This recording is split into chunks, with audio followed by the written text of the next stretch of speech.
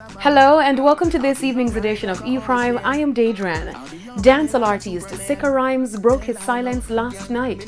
In what seems to be a voice note from his hospital bed, the artist held nothing back as he opened up on his recent ordeal. I'm not doing well now because I don't have my hand where I can use to write my song and do my music again.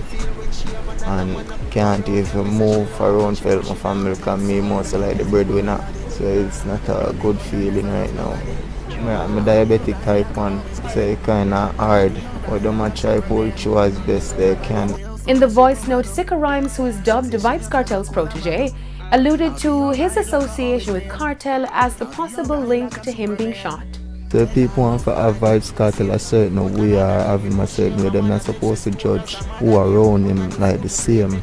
So people are going to say negative things about me. I think they should just know me first. An emotional Sikka Rymes then made this plea for his life. Sikka Rymes is a young Trenchtonian youth, grew up in the garrison. A youth to see a different future for him and his family. Tell me someone, everybody just take the time out and just take a listening ears and just give me a chance and I work hard for it. I've been doing it for a while now. The DJ also went on to address the current tension in Waterford, distancing himself from the recent killings.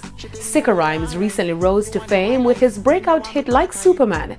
He was also featured on the late US rapper XXXTentacion's video for Royalty, which also featured Vybz Kartel, Steph London and Kimani Marley.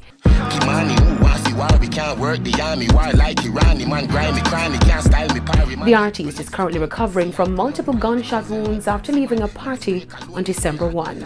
That's it for this evening's edition of E-Prime. I am Daedran. Thank you for watching.